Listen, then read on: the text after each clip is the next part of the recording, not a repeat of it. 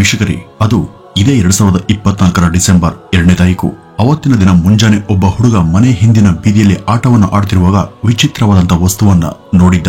ಅಲ್ಲಿ ತಿಳಿ ಕಪ್ಪು ಕಲೆಗಳಿಂದ ಕೂಡದಂತ ಒಂದು ದೊಡ್ಡ ಗೋಣಿಚೀಲ ಇರೋದನ್ನ ಅವನು ನೋಡಿ ಹೆದರ್ಕೊಂಡಿದ್ದ. ಹುಡುಗ ಜೋರಾಗಿ ಕೂಗೋದಕ್ಕೆ ಶುರು ಮಾಡಿದಾಗ ಅಲ್ಲಿ ಜನ ಸೇರಿದ್ರು. ಏನಿದು ಚೀಲ, ಇದರಲ್ಲಿ ಏನಿದೆ, ಇಲ್ಯಾಕೆ ಇಟ್ಟಿದ್ದಾರೆ ಎಂಬ ಪ್ರಶ್ನೆಗಳು ಅಲ್ಲಿದ್ದವರಂತ ಮಂದಲ್ಲಿ ಮೂಡಿದ್ವು. ಆದ್ರೆ ಯಾರು ಕೂಡ ಮುಂದೆ ಹೋಗಿ ನೋಡಿಲ್ಲ. ಅಷ್ಟರಲ್ಲಿ ಯಾರೋ ಒಬ್ಬ ಧೈರ್ಯವನ್ನ ಮಾಡಿ ಆ ಒಂದು ಗೋಣಿ ಚೀಲವನ್ನ ತೆಗೆದು ನೋಡಿದಾಗ ಎಲ್ಲರೂ ಕೂಡ ದಂಗಾಗಿ ಹೋಗಿದ್ರು. ಯಾಕೆಂದ್ರೆ ಅದರಲ್ಲಿ ಅದೇ ಓಣಿಯ ಹುಡುಗ ರೋನಕ್ನ ಬಾಡಿ ಸಿಕ್ಕಿತ್ತು. ಕಾಣೆಯಾಗಿದ್ದ ಹುಡುಗ ಈ ರೀತಿ ಗೋಣಿ ಚೀಲದಲ್ಲಿ ಶವವಾಗಿ ಪತ್ತೆಯಾಗಿದ್ದಂತ ಈ ಒಂದು ಸುದ್ದಿ ಗೊತ್ತಾದಂತ ಅವನ ತಾಯಿ ಯಶೋಧ ಅಳುತ್ತಾ ಸ್ಥಳಕ್ಕೆ ಓಡ್ ಬಂದ್ರು. ಅಲ್ಲಿ ರೋನಕ್ನ ಸ್ಥಿತಿಯನ್ನು ನೋಡಿ ಕುಸಿದು ಬಿದ್ದಿದ್ಲು. ತಕ್ಷಣ ಸ್ಥಳೀಯರು ಪೊಲೀಸರಿಗೆ ಮಾಹಿತಿಯನ್ನು ಕೊಡ್ತಿದ್ದಂತೆ ಘಟನಾ ಸ್ಥಳಕ್ಕೆ ಧಾವಿಸಿ ಬಂದಂತ ಪೊಲೀಸರು ಸೂಕ್ಷ್ಮವಾಗಿ ಪರಿಶೀಲನೆ ನಡೆಸಿದ್ರು. ಹುಡುಗನ ತಲೆ ಮೇಲೆ ಆಳವಾದಂತ ಗಾಯದ ಗುರುತುಗಳಿದ್ವು. 2-3 ದಿನಗಳ ಹಿಂದೆನೆ ಈ ರೋನಕ್ನ ಸಾವು ಸಂಭವಿಸಿದೆ ಅಂತ ಮೇಲ್ನೋಟಕ್ಕೆ ಗೊತ್ತಾಗ್ತಿತ್ತು. ಈ ಒಂದು ಗೋಣಿಚೀಲ ತರೋದನ್ನ, ಇಲ್ಲಿ ಇಡೋದನ್ನ ಯಾರಾದ್ರೂ ನೋಡಿದೀರಂತ ಸ್ಥಳೀಯರನ್ನ ಪೊಲೀಸರು ಕೇಳಿದ್ರು. ಆದ್ರೆ ಯಾರು ಕೂಡ ನೋಡಿರ್ಲಿಲ್ಲ. ಇಡೀ ಮೊಹಲ್ಲಾದಲ್ಲಿ ವಿಚಾರಣೆ ಮಾಡಿದ್ರು ಕೂಡ ಈ ಗೋಣಿಚೀಲ ತರೋದನ್ನ ಯಾರು ನೋಡಿರ್ಲಿಲ್ಲ. ಅದೇಗ್ ತಾನೇ ಸಾಧ್ಯ? ಇಷ್ಟು ದೊಡ್ಡ ಚೀಲ ತಂದು ನಡು ಓಣಿಯಲ್ಲಿ ಇಟ್ರು ಕೂಡ ಅದನ್ನ ಯಾರು ನೋಡಿಲ್ವ ಅಂತ ಪೊಲೀಸರಿಗೆ ಸ್ವಲ್ಪ ಅಚ್ಚರಿ ಆಯ್ತು. ಅದೆಲ್ಲ ಇರ್ಲಿ, ಈ ರೋನಕ್ನ ಈ ರೀತಿ ಕೊಂದವ್ರು ಯಾರು? ಬಾಲಕನ ಮೇಲೆ ಇದೆಂತ ದ್ವೇಷ? ಎಲ್ರಿಗೂ ಪ್ರೀತಿ ಪಾತ್ರನಾಗಿದ್ದಂತ ಅವನನ್ನ ಇಷ್ಟು ಕ್ರೂರವಾಗಿ ಯಾರು ಮುಗಿಸಿರಬಹುದು ಎಂಬ ಪ್ರಶ್ನೆಗಳು ಪೊಲೀಸರ ಮಂದಲ್ಲಿ ಎದ್ದಿದ್ವು. ಆದ್ರೆ ವೀಕ್ಷಕರೇ, ಇದರ ಹಿಂದಿನ ಕಾರಣ ಮತ್ತು ಕತೆ ತುಂಬಾ ವಿಚಿತ್ರವಾಗಿದೆ ಹಾಗೂ ಇದೊಂದು ನಾಚಿಕೆಗೇಡಿನ ಸಂಗತಿಯಾಗಿದೆ. ಅದನ್ನ ಅರ್ಥ ಮಾಡ್ಕೊಳ್ಳೋದಕ್ಕೆ ನಾವು ಅವನ ಕುಟುಂಬದ ಬಗ್ಗೆ ಮೊದಲು ತಿಳ್ಕೋಬೇಕು. ವೀಕ್ಷಕರೇ, ಉತ್ತರ ಪ್ರದೇಶದ ಆಗ್ರಾ ಜಿಲ್ಲೆಯ ಪನಾರ್ ಪೊಲೀಸ್ ಠಾಣೆಯ ವ್ಯಾಪ್ತಿಯಲ್ಲಿ ಈ ರೋನಕ್ ಪ್ರಕರಣ ನಡೆದಿದ್ದು. ಅಲ್ಲಿ ವಾಸ ಮಾಡುತ್ತಿದ್ದಂತ ಕರಣ್ ಸಿಂಗ್ ಮತ್ತು ಅವರ ಪತ್ನಿ ಯಶೋಧರ ಮಗನೇ ಈ ರೋನಕ್. ಆ ಮನೆಯಲ್ಲಿ ಒಟ್ಟು 4 ಜನ ಇದ್ರು. ರೋನಕ್, ಯಶೋಧ, ಕರಣ್ ಸಿಂಗ್ ಮಾತ್ರವಲ್ಲದೆ ಅವರ ಕಿರಿಯ ಸಹೋದರ ಅಂದ್ರೆ ರೋನಕ್ನ ಅವರ ಚಿಕ್ಕಪ್ಪ ಬಾನು ಸಿಂಗ್ ಕೂಡ ಅದೇ ಮನೆಯಲ್ಲಿ ಇದ್ರು. ಕರಣ್ ಸಿಂಗ್ ಸಾಮಾನ್ಯ ವ್ಯಕ್ತಿಯಾಗಿದ್ರು ಮತ್ತೆ ತುಂಬಾ ಶ್ರಮಜೀವಿ ಕೂಡ. ಅವರು ತಮ್ಮ ಹೆಚ್ಚಿನ ಸಮಯವನ್ನ ಸೂರತ್ನ ಒಂದು ಸೀರೆ ಕಾರ್ಖಾನೆಯಲ್ಲಿ ಕಳೀತಿದ್ರು.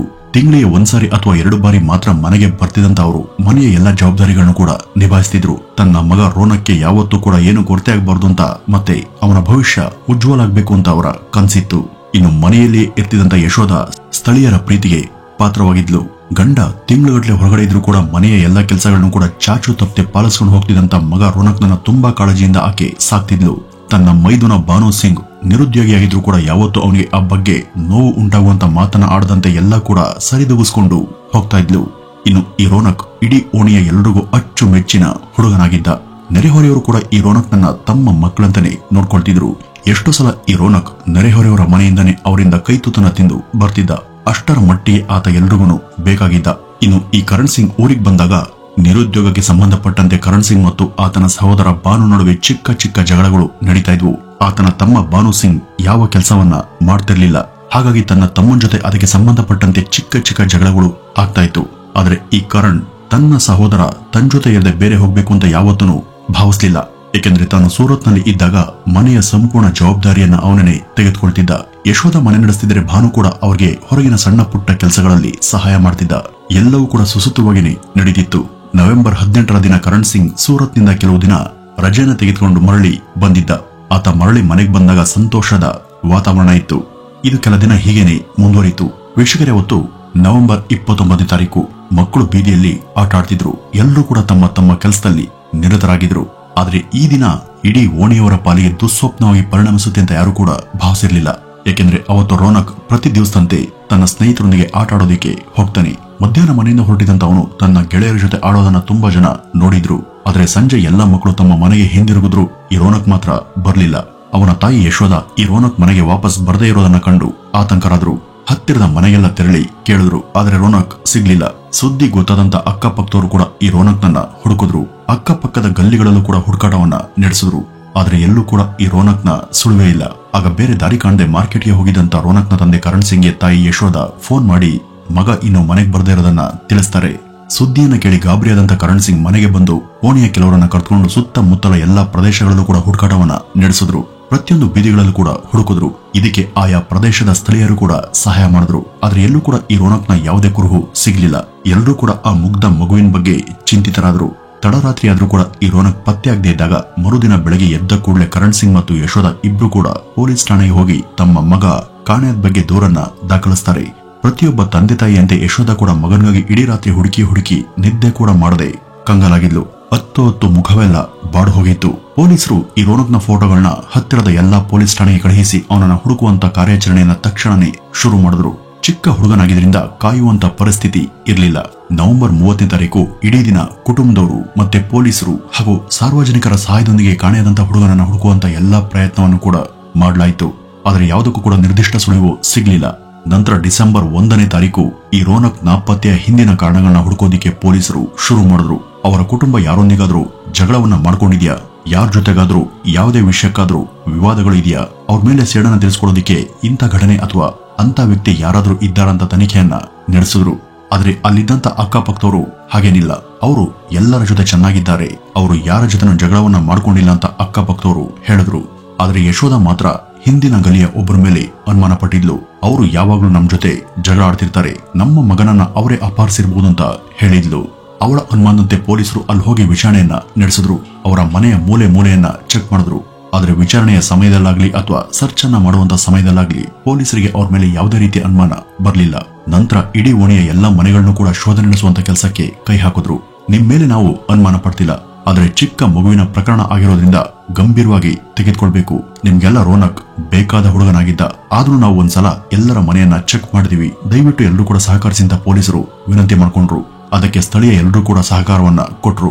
ಒಂದು ಮನೆಯನ್ನ ಹೊರತುಪಡಿಸಿ ಪೊಲೀಸರು ಎಲ್ಲಾ ಮನೆಗಳಲ್ಲೂ ಕೂಡ ಈ ರೋನಕ್ನ ಶೋಧ ಕಾರ್ಯವನ್ನ ನಡೆಸಿದ್ರು. ಆದ್ರೂ ಕೂಡ ಯಾವುದೇ ಸುಳುಹು ಸಿಗ್ಲಿಲ್ಲ. ಇದೇ ರೀತಿ ಡಿಸೆಂಬರ್ 1ರ ದಿನ ಮುಗಿದು ಹೋಯಿತು. ನಂತರ ಡಿಸೆಂಬರ್ 2ನೇ ತಾರೀಕು ಬೆಳಗ್ಗೆ ಈ ರೋನಕ್ನ ತುಂಬಿದಂತ ಗೋಣಿ ಚೀಲ ಅವರ ಮನೆ ಹಿಂಭಾಗದಲ್ಲಿ, ಅಂದ್ರೆ ಯಶೋಧ ತಮ್ಮ ಮುಂದೆ ಜಗಳಾಡ್ತಾರೆ ಅಂತ ಅನುಮಾನ ಪಟ್ಟವರ ಮನೆ ಮುಂದೆನೆ ಪತ್ತೆಯಾಗಿತ್ತು. ಈಗ ಪೊಲೀಸರಿಗೆ ಮತ್ತಷ್ಟು ಸಮಸ್ಯೆ ಎದುರಾಯಿತು. ಯಶೋಧ ಅನುಮಾನ ಪಟ್ಟರು ಪೊಲೀಸರು ಅವರನ್ನ ಬಂಧಿಸಿ ಕಠಿಣವಾಗಿ ವಿಚಾರಿಸಲಿಲ್ಲ. ಈಗ ಹುಡುಗನ ಪ್ರಾಣವೇ ಹೋಗಿದೆ, ಹೀಗಾಗಿ ನಾವೇನಾದ್ರು ತಪ್ಪು ಮಾಡುದು ಅಂತ ಪೊಲೀಸರು ಆತಂಕಗೊಂಡ್ರು. ನಂತರ ಪೊಲೀಸರು ರೋನಕ್ನ ಶವವನ್ನು ವಶಕ್ಕೆ ತೆಗೆದುಕೊಂಡ್ರು. ಗೋಣಿ ಚೀಲವನ್ನ ವಿಧಿವಿಜ್ಞಾನ ತನಿಖೆಗೆ ಕಳುಹಿಸಲಾಯಿತು. ಇದಾದ್ಮೇಲೆ ಪೊಲೀಸರು ಪ್ರಕರಣದ ತನಿಖೆಯನ್ನ ತೀವ್ರಗೊಳಿಸಿದ್ರು. ತನಿಖೆಯ ಸಮಯದಲ್ಲಿ ಆ ಒಂದು ಏರಿಯಾದಲ್ಲಿ ಯಾವುದೇ ಸಿಸಿಟಿವಿ ಕ್ಯಾಮೆರಾವನ್ನು ಅಳವಡಿಸಿಲ್ಲ ಎಂಬುದು ಪೊಲೀಸರಿಗೆ ಗೊತ್ತಾಗುತ್ತೆ. ಬಡ ಮಧ್ಯಮ ವರ್ಗದವರೇ ಇರೋದ್ರಿಂದ ಅಲ್ಲೆಲ್ಲೂ ಕೂಡ ಸಿಸಿಟಿವಿ ಕ್ಯಾಮೆರಾ ಇರಲಿಲ್ಲ. ಕ್ಯಾಮೆರಾ ಇದ್ದಿದ್ರೆ ಈ ಒಂದು ಘಟನೆಯ ತೀವ್ರ ತನಿಖೆಗೆ ಸಾಕಷ್ಟು ಸಹಾಯ ಆಗ್ತಿತ್ತು. ನಂತರ ಪೊಲೀಸರು ಓಣಿಯ ಹಾಗೂ ಅಕ್ಕಪಕ್ಕದ ಗಲ್ಲಿಯ ಜನರನ್ನ ಮತ್ತೊಮ್ಮೆ ಕೂಲಂಕಷವಾಗಿ ವಿಚಾರಣೆಯನ್ನ ಮಾಡಿದ್ರು. ಏಕೆಂದ್ರೆ ಈಗ ಅದು ಕಾಣೆಯಾದಂತ ಕೇಸ್ ಹೋಗಿ ಕೊಲೆ ಕೇಸ್ ಆಗಿತ್ತು. ಯಾರಾದರೂ ರಾತ್ರಿ ಗೋಣಿ ಚೀಲವನ್ನ ತರ್ತಿರೋದಾಗಿ ನೋಡಿದ್ರಂತ ಎಲ್ಲರನ್ನ ಕೇಳ್ತಾನೆ ಹೋದ್ರು. ಮೊದಲೇ ಹೇಳಿದ ಹಾಗೆ ಯಾರು ಕೂಡ ನೋಡಿರ್ಲಿಲ್ಲ. ನಂತರ ಫೋರೆನ್ಸಿಕ್ ವರದಿ ಬಂದಿತ್ತು. ಹುಡುಗ ತಲೆಗೆ ಪೆಟ್ಟು ಬಿದ್ದು ಸತ್ತಿದ್ದಾನೆ ಅಂತ ಅದರಲ್ಲಿ ದಾಖಲಿಸಲಾಗಿತ್ತು. ಜೊತೆಗೆ ಗೋಣಿ ಚೀಲದ ಒಳಗೆ ಮತ್ತು ರೋನಕ್ನ ದೇಹದ ಮೇಲೆ ಒಣ ಎಲೆಗಳು ಅಂಟ್ಕೊಂಡಿವೆ ಎಂಬುದು ಮಾತ್ರ ವಿಶೇಷವಾಗಿತ್ತು. ಸಾಮಾನ್ಯವಾಗಿ ಮನೆಯ ಮೇಲ್ಚಾವಣಿಯಲ್ಲಿ ಮರಗಳಿಂದ ಬಿದ್ದ ಅಥವಾ ಗಾಳಿಗೆ ಹಾರ್ಬಂದು ಸಂಗ್ರಹ ಆಗಿರುವಂತಹ ಎಲೆಯ ತುಂಡುಗಳು ಅವನ ದೇಹದ ಮೇಲೆ ಬಿದ್ದು ಗೋಣಿ ಚೀಲದಲ್ಲಿ ಕಂಡುಬಂದಿದ್ವು. ಅಂದ್ರೆ ರೋನಕ್ನನ್ನ ಹಾಗೂ ಆ ಗೋಣಿ ಚೀಲವನ್ನ ಮನೆ ಟೆರೆಸ್ ಮೇಲೆ ಇಡಲಾಗಿತ್ತು ಎಂಬುದು ಪೊಲೀಸರಿಗೆ ಖಚಿತ ಆಯಿತು. ಆದ್ರೆ ಅವನಿಗಾಗಿ ಎಲ್ಲಾ ಮನೆಗಳನ್ನು ಕೂಡ ಹುಡುಕುವಾಗ ತಾವು ಎಲ್ಲರ ಮನೆ ಮೇಲೂ ಕೂಡ ಹುಡುಕಿದ್ದು ನೆನಪಾಯ್ತು. ಆದ್ರೆ ಒಂದು ಮನೆ ಮೇಲೆ ಮಾತ್ರ ನೋಡಿರ್ಲಿಲ್ಲ. ಅದು ಬೇರೆ ಯಾರ ಮನೆಯೂ ಕೂಡ ಅಲ್ಲ, ಅದು ರೋನಕ್ ಮನೆಯೇ ಆಗಿತ್ತು. ನಂತರ ಪೊಲೀಸರು ತಡ ಮಾಡದೆ ರೋನಕ್ ಅವರ ಮನೆಯನ್ನ ಪರಿಶೀಲನೆ ಮಾಡೋದಕ್ಕೆ ಶುರು ಮಾಡ್ತಾರೆ. ನೇರವಾಗಿ ಅವರ ಮನೆಯ ಟೆರೆಸ್ಗೆನೆ ಹೋಗಿದ್ರು. ಅಲ್ಲಿ ಹೋಗಿ ನೋಡಿದಾಗ ಮಾಳಿಗೆ ಮೇಲೆ ಎಲೆಗಳ ರಾಶಿನೇ ಬಿದ್ದಿತ್ತು. ಗೋಣಿ ಚೀಲ ಹಾಗೂ ರೋನಕ್ನ ದೇಹದ ಮೇಲೆ ಅಂಟ್ಕೊಂಡಿದ್ದಂತ ಅದೇ ಕಪ್ಪುಗಟ್ಟಿದಂತ ಎಲೆಗಳು ಅಲ್ಲಿದ್ವು. ನಂತರ ಪೊಲೀಸರು ಸೂಕ್ಷ್ಮವಾಗಿ ಪರಿಶೀಲನೆಯನ್ನ ಮಾಡತೊಡಗಿದ್ರು. ಬಾಡಿಯನ್ನ ಹಾಕಿದಂತ ಚೀಲವನ್ನ ಮನೆ ಹಿಂಭಾಗದ ಮೂಲಕ ಎಳೆದುಕೊಂಡು ಹೋದಂತ ಕಲೆಗಳು ಕಾಣಿಸಿದ್ವು. ವಾಸ್ತವದಲ್ಲಿ ಗೋಣಿ ಚೀಲ ಸ್ವಚ್ಛವಾಗಿರದೆ ಅದರ ಮೇಲೆ ಅಲ್ಲಲ್ಲಿ ಕಪ್ಪು ಕಲೆಗಳು ಇದ್ವು. ಚೀಲವನ್ನ ಎಳೆದಾಗ ಅದರ ಮೇಲಿನ ಕಲೆಗಳು ಟೆರೆಸ್ ಮೇಲೆ ಅಲ್ಲಲ್ಲಿ ಅಂಟ್ಕೊಂಡಿದ್ವು. ರೋನಕ್ನ ತಾಯಿ ಯಶೋಧಳನ್ನ ಈ ಬಗ್ಗೆ ಕೇಳಿದಾಗ ಇವೆಲ್ಲ ಏನ್ ಕಲೆಗಳು ಗೊತ್ತಿಲ್ಲ, ನಾಯಿ ಬೇಕು ಏನಾದ್ರೂ ಮಾಡಿರ್ಬಹುದು ಅಂತ ಹೇಳಿದ್ಲು. ಆದ್ರೆ ಅದು ಪಕ್ಕ ಗೋಣಿ ಚೀಲದ ಕಲೆಗಳೇ ಎಂಬುದು ಪೊಲೀಸರಿಗೆ ಖಚಿತವಾಗಿತ್ತು. ನಂತರ ಫೋರೆನ್ಸಿಕ್ ತಜ್ಞರು ಬಂದು ಅವರು ಕೂಡ ಅವು ಗೋಣಿ ಚೀಲದ ಮೇಲಿನ ಕಲೆಗಳೇ ಅಂತ ಖಚಿತಪಡಿಸಿದ್ರು. ಆಗ ಪೊಲೀಸರು ತಡ ಮಾಡದೆ ರೋನಕ್ನ ತಾಯಿಯನ್ನ ವಶಕ್ಕೆ ಪಡೆದ್ರು. ಆ ಒಂದು ಗೋಣಿ ಚೀಲದಲ್ಲಿ ರೋನಕ್ನ ಚಿಕ್ಕಪ್ಪ ಭಾನು ಸಿಂಗ್ ನ ಫಿಂಗರ್ ಪ್ರಿಂಟ್ಗಳು ಸಿಕ್ಕಿದ್ರಿಂದ ಪೊಲೀಸರು ಅವನನ್ನು ಕೂಡ ವಶಕ್ಕೆ ತೆಗೆದುಕೊಂಡ್ರು. ಮೊದಲು ಯಶೋಧಳನ್ನ ಮಹಿಳಾ ಕಾನ್ಸ್ಟೇಬಲ್ ಕಡೆಯಿಂದ ತಮ್ಮದೇ ಭಾಷೆಯಲ್ಲಿ ವಿಚಾರಿಸಿದಾಗ ಆಕೆ ಸತ್ಯವನ್ನ ಬಾಯ್ಬಿಟ್ಟಿದ್ಲು. ವೀಕ್ಷಕರ ಹೊತ್ತು ನವೆಂಬರ್ 29ನೇ ತಾರೀಕು ಸಂಜೆ ಸುಮಾರಿಗೆ ಕರಣ್ ಸಿಂಗ್ ಮಾರ್ಕೆಟ್ಗೆ ಹೋದಾಗ ರೋನಕ್ ಕೂಡ ಆಟಾಡೋದಕ್ಕೆ ಹೊರಗಡೆ ಹೋಗಿದ್ದ. ಮನೆಯಲ್ಲಿ ಭಾನು ಸಿಂಗ್ ಮತ್ತು ಯಶೋಧ ಮಾತ್ರ ಇದ್ರು. ಇದೇ ಸರಿಯಾದ ಸಮಯ ಅಂತ ಅವರು ಮುಂಬಗಲನ್ನು ಕೂಡ ಹಾಕ್ತೆ ಬೆಡ್ರೂಮ್ ಅನ್ನ ಸೇರ್ಕೊಂಡಿದ್ರು. ಇವರ ಈ ಕೆಟ್ಟ ಆಟ ತುಂಬಾ ದಿನದಿಂದ ನಡೀತಾ ಇತ್ತು. ಈ ಕರಣ್ ಸಿಂಗ್ ಹೆಚ್ಚಾಗಿ ಸೂರತ್ ನಲ್ಲಿ ಇರೋದ್ರಿಂದ ಇಲ್ಲಿ ಯಶೋಧ ತನ್ನ ಮೈದುನನ ಜೊತೆ ಒಂದಾಗ್ತಾ ಇದ್ಲು. ಆದ್ರೆ ಕರಣ್ ಸಿಂಗ್ ಕಳೆದ 12 ದಿನಗಳಿಂದ ರಜೆ ಪಡೆದು ಮನೇಲೆ ಇರೋದ್ರಿಂದ ಅವ್ರಿಗೆ ತಮ್ಮ ಆಸೆಯನ್ನ ಈಡೇರಿಸಿಕೊಳ್ಳೋದಕ್ಕೆ ಸಾಧ್ಯ ಆಗಿರ್ಲಿಲ್ಲ. ಅವತ್ತು ಕರಣ್ ಸಿಂಗ್ ಮಾರ್ಕೆಟ್ಗೆ ಹೋಗಿ ಈ ರೋನಕ್ ಕೂಡ ಆಟ ಆಡೋದಕ್ಕೆ ಹೋದಾಗ ತಡ ಮಾಡದೆ ಅವರು ಬೆಡ್ರೂಮ್ ಅನ್ನ ಸೇರ್ಕೊಂಡಿದ್ರು. ಆದ್ರೆ ಹೊರಗಡೆ ಎಲ್ಲೋ ಆಟವನ್ನ ಆಡ್ತಿದ್ದಂತ ರೋನಕ್ ನೀರನ್ನ ಕುಡಿಯೋದಕ್ಕೆ ಮನೆಗೆ ಇದ್ದಕ್ಕಿದ್ದ ಹಾಗೆ ವಾಪಸ್ ಬಂದಿದ್ದ. ಅಲ್ಲಿ ತಮ್ಮ ಚಿಕ್ಕಪ್ಪ ಹಾಗೂ ತಾಯಿಯನ್ನ ನೋಡಬಾರ್ದಂತ ಸ್ಥಿತಿಯಲ್ಲಿ ನೋಡಿದ್ದ. ಆಗ ಆಘಾತಗೊಂಡಂತ ಅವನು, ಅಮ್ಮ ಏನಿದು, ಏನ್ ಮಾಡ್ತಿದ್ದೀರಾ ಅಂತ ಕೇಳಿದ್ದ.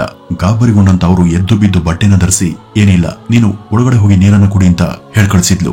ಈ ರೋನಕ್ ಚಿಕ್ಕವನಾದ್ರೂ ಕೂಡ ತೀರಾ ಇಂಥ ವಿಷಯ ತಿಳಿಯಲಾರದಷ್ಟು ಚಿಕ್ಕವನಾಗಿರ್ಲಿಲ್ಲ.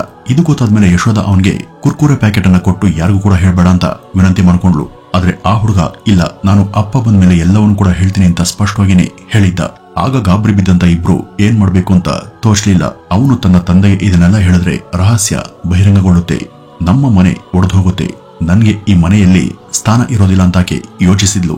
ಇನ್ನು ಏನು ಕೂಡ ಕೆಲಸ ಮಾಡದಂತ ತನ್ನ ಮೈದನನ್ನು ನಂಬ್ಕೊಂಡು ಆಚೆ ಹೋಗೋದಂತೂ ಆಗಲಾರದ ಕೆಲಸ. ತನ್ನ ಜೀವನ ಮುಗ್ದೋಗುತ್ತೆ ಅಂತ ಒಂದು ನಿರ್ಧಾರಕ್ಕೆ ಆಕೆ ಬಂದಿದ್ಲು. ಇನ್ನು ಇವನು ಅಣ್ಣನ ದುಡಿಮೆ ಮೇಲೇನೆ ಬದುಕ್ತಿದ್ದಂತ ಭಾನು ಸಿಂಗ್ ಕೂಡ ತನ್ನನ್ನ ಮನೆಯಿಂದ ಹೊರಗಡೆ ಹಾಕಿದ್ರೆ ನನ್ನ ಗತಿ ಏನು ಅಂತ ಚಿಂತಿಸ್ತಿದ್ದ. ಹೀಗಾಗಿ ಶಾಶ್ವತವಾಗಿ ಅವನ ಬಾಯನ್ನ ಮುಚ್ಚಿ ಬಿಡೋಣ ಅಂತ ಯಶೋಧಳ ಮಾತಿಗೆ ತಕ್ಷಣ ಒಪ್ಕೊಂಡಂತ ಭಾನು ಸಿಂಗ್ ಕ್ಷಣ ಕೂಡ ತಡ ಮಾಡದೆ ಬಟ್ಟೆ ಒಗೆದಕ್ಕೆ ಬಳಸುವಂತ ಕಟ್ಟಿಗೆ ತುಂಡನ್ನ ತೆಗೆದುಕೊಂಡು ಈ ರೋನಕ್ ತಲೆಗೆ 4-5 ಹೇಟನ್ನ ಹಾಕಿದ್ದ. ಅಷ್ಟೇ, ಹುಡುಗ ಸ್ಥಳದಲ್ಲಿ ಪ್ರಾಣ ಬಿಟ್ಟಿದ್ದ. ನಂತರ ಇಬ್ರು ಅವನ ದೇಹವನ್ನ ಟೆರೆಸ್ ಮೇಲೆ ಒಯ್ದು ಎಲೆಗಳ ರಾಶಿಯಲ್ಲಿ ಮುಚ್ಚಿಬಂದ್ರು. ಮನೆಯೆಲ್ಲ ಕ್ಲೀನ್ ಮಾಡಿದ್ಮೇಲೆ ರೋನಕ್ ಮನೆಗೆ ಬಂದೇ ಇಲ್ಲ ಅಂತ ನಾಟಕವನ್ನ ಶುರು ಮಾಡಿದ್ರು. ರಾತ್ರಿ ಆದ್ಮೇಲೆ ಕತ್ಲಲ್ಲಿ ಆ ಒಂದು ಬಾಡಿಯನ್ನ ಎಲ್ಲಾದ್ರೂ ಎಸ್ತು ಬರ್ಬೇಕು ಅಂತ ಅವರು ಅನ್ಕೊಂಡಿದ್ದಾರಾದ್ರೂ ಈ ರೋನಕ್ನ ವಿಷಯ ಓಣಿಯವ್ರಿಗೆಲ್ಲ ಗೊತ್ತಾಗಿ ತಡರಾತ್ರಿ ಅವರು ಎಲ್ಲರೂ ಹುಡುಕ್ತಾನೆ ಇದ್ರು. ತುಂಬಾ ಮನೆಗಳಲ್ಲಿ ಜನ ನಿದ್ದೆ ಮಾಡಿಲ್ಲ. ಹೀಗಾಗಿ ಮಗನ ದೇಹವನ್ನ ಬೇರೆ ಕಡೆ ಎಸ್ಬರೋದಿಕ್ಕೆ ಅವ್ರಿಗೆ ಅವಕಾಶ ಸಿಗ್ಲಿಲ್ಲ. ಮರುದಿನ ಪೊಲೀಸರು ತನಿಖೆಯನ್ನ ಮತ್ತಷ್ಟು ಚುರುಕು ಮಾಡಿದ್ರಿಂದ ಅವತ್ತಿನ ಇಡೀ ದಿನ ಕೂಡ ಅವರು ರೋನಕ್ನ ಬಾಡಿಯನ್ನ ಬೇರೆ ಕಡೆ ತಗೊಂಡು ಹೋಗೋದಿಕ್ಕೆ ಸಾಧ್ಯ ಆಗ್ಲಿಲ್ಲ. ಆದ್ರೆ ಡಿಸೆಂಬರ್ 1ನೇ ತಾರೀಕು ರಾತ್ರಿ ನೆರೆಹೊರೆಯವರು ಸಂಪೂರ್ಣವಾಗಿ ಮಲಗಿ ಶಾಂತವಾದ ಮೇಲೆ ಅವರು ರೋನಕ್ನ ಮೃತದೇಹವನ್ನು ಒಂದು ಗೋಣಿ ಚೀಲಕ್ಕೆ ಹಾಕಿ ಮನೆ ಹಿಂಭಾಗದಲ್ಲಿ ಒಂದು ಹಗ್ಗದ ಸಹಾಯದಿಂದ ಕೆಳಗಿಳಿಸಿ ತಮಗೆ ಆಗದವರ ಮನೆ ಎದುರು ಇಟ್ಟು ಬಂದಿದ್ರು. ಅವ್ರ ಮೇಲೆ ಸಂಶಯ ಬರಲಿ ಎಂಬುದು ಇವರ ಉದ್ದೇಶ ಆಗಿತ್ತು. ಆದ್ರೆ ಅದೆಷ್ಟೋ ಕೊಲೆ ಪ್ರಕರಣ ನೋಡಿರುವಂತ ಪೊಲೀಸರು ಯಾರು ಅಪರಾಧಿ ಯಾರು ಮುಗ್ಧರು ಅಂತ ಮೇಲ್ನೋಟಕ್ಕೇನೆ ಅವ್ರಿಗೆ ಗೊತ್ತಾಗುತ್ತೆ ಅನ್ನೋದವ್ರಿಗೆ ಗೊತ್ತಿರ್ಲಿಲ್ಲ. ನಾವು ಉದ್ದೇಶ ಪೂರ್ವಕವಾಗಿ ಹೀಗೆ ಮಾಡಲಿಲ್ಲ, ಭಯ ಮತ್ತು ಕೋಪದಿಂದ ಮಾಡಿದ್ವಿ, ಮನೆಯ ಮರ್ಯಾದೆ ಹೋಗ್ಬಾರ್ದು ಅಂತ ಇಂಥ ಕೃತ್ಯವನ್ನ ಎಸಗಿದ್ವಿ ಅಂತ ಇಬ್ರು ಗೋಳಾಡಿದ್ರು. ಆದ್ರೆ ಅಂತ ಸ್ಥಿತಿ ಬರ್ಬಾರ್ದು ಅಂದ್ರೆ ಮೊದಲೇ ಯೋಚಿಸ್ಬೇಕಿತ್ತಲ್ವಾ. ಮಾಡಬಾರ್ದಂತ ಕೆಲಸ ಮಾಡಿ ಈಗ ಸಮರ್ಥನೆ ಬೇರೆ ಮಾಡ್ಕೊಳ್ತೀರಾ ಅಂತ ಪೊಲೀಸರು ಇಬ್ಬರನ್ನು ಕೂಡ ಬಂಧಿಸಿ ಜೈಲಿಗೆ ಅಟ್ಟಿದ್ರು. ಫೋರೆನ್ಸಿಕ್ ನ ವರದಿ ಮತ್ತು ಚಾವಣಿ ಮತ್ತು ಮೆಟ್ಟಿಲುಗಳ ಮೇಲೆ ಕಂಡುಬಂದಂತಹ ಗುರುತುಗಳು, ಗೋಣಿ ಚೀಲದ ಮೇಲೆ ಭಾನುವಿನ ಬೆರಳಚ್ಚುಗಳು ಹಾಗೂ ತಪ್ಪೊಪ್ಪಿಗೆ ಪತ್ರಗಳನ್ನ ಆಧರಿಸಿ ಈ ಒಂದು ಪ್ರಕರಣದ ವಿಚಾರಣೆ ನಡೆಯಲಿದೆ. ಚಿಕ್ಕ ಮಗುವನ್ನ ಕೊಂದಿದ್ರಿಂದ ಖಂಡಿತ ಇವರಿಗೆ ಜೀವಾವಧಿ ಶಿಕ್ಷೆ ಆಗುತ್ತೆ. ವೀಕ್ಷಕರೇ, ತನ್ನ ದೈಹಿಕ ಸುಖಕ್ಕೋಸ್ಕರ ಹೆತ್ತ ಮಗನನ್ನೇ ಕೊಂದಂತ ಇಂಥ ರಾಕ್ಷಸಿ ತಾಯಂದ್ರು ಕೂಡ ಈ ಭೂಮಿ ಮೇಲೆ ಇದ್ದಾರೆ ಅನ್ನೋದಕ್ಕೆ ಈ ಒಂದು ಪ್ರಕರಣ ಜ್ವಲಂತ ಸಾಕ್ಷಿ. ವೀಕ್ಷಕರೇ, ಇದಿಷ್ಟು ಇವತ್ತಿನ ಈ ಒಂದು ವಿಡಿಯೋದ ಮಾಹಿತಿ. ಇನ್ನು ಇದ್ರ ಬಗ್ಗೆ ನಿಮ್ಮ ಅಭಿಪ್ರಾಯವನ್ನ ಕಮೆಂಟ್ ನ ಮೂಲಕ ತಿಳಿಸಿ ಅಂತ ಹೇಳ್ತಾ ಈ ಒಂದು ವಿಡಿಯೋವನ್ನ ಇಲ್ಲಿಗೆ ಮುಗಿಸೋಣ. ನಮಸ್ಕಾರ.